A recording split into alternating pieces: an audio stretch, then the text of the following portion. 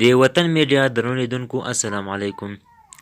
افغانستان کې د پاکستان مداخله پاکستاني ګوندونو له حکومته د افغانستان په چارو کې د لاسوهنو لاس اخیستل غواړي. دوستانو ویډیو تر پای وګورئ، که چیرته مو چینل نه وي سبسکرایب کړی چینل هم درسره سبسکرایب کړئ. پاکستان کې یو شمېر ګوندونه پر خپل حکومت غږ کړی چې نور د افغانستان په حالاتو کې لاسوهنو لاس واخلي. د مشال راډیو د راپور له مخې دغو پاکستاني ګوندونو دغه څرګندونې د دې هیواد په کراچي ایالت کې د افغانستان پر حالاتو جوړ شوي سیمینار کې کړي او پر پاکستاني حکومت یې غږ کړی چې د افغانان نور دې په خپل حال پرېږدي. د افغانستان پیچلي حالات او د هغه اثرات تر سرلیک لاندې د دې غونډې د سیاسي مشرانو ترڅنګ پوهانو، وکیلانو او لیکوالانو ویناوې کړي دي.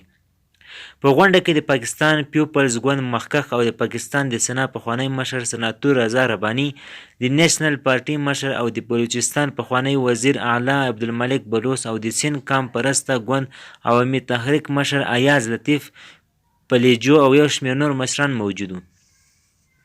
راپور د دې ګوندونو له خولې ویلي دا خبره ټوله نړۍ ته په ډاګه ده چې پاکستان د طالبانو په وړاندې کولو کې مهم رول لوبولی دی.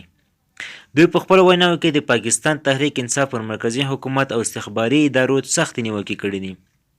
د راپور له مخې پاک سرزمین ګوند مشر مصطفی کمال او یو شمېر نورو سیاسي مشرانو، پوهانو او وکیلانو دې غونډې ته په ویناوو کې د پاکستان پر حکومت غږ وکړ چې د بهرنۍ تګلارې داسې جوړې کړي چې له ګاونډیو هیوادونو سره د پاکستان اړیکې سمې شي. پاکستان کې د هیواد ګوندونو له خوا دا څرګندونې په داسې مهال دي چې د دې هیواد لومړی وزیر عمران خان په ګډون او اوسنیو او پخوانیو چارواکو تل افغانستان کې د دوی لاسوهنې رد کړي دي. دوستانو ویډیو تر همدې ځایه وه. د لا زیاتو معلوماتو لپاره زموږ چینل سره سبسکرایب کړئ. مننه.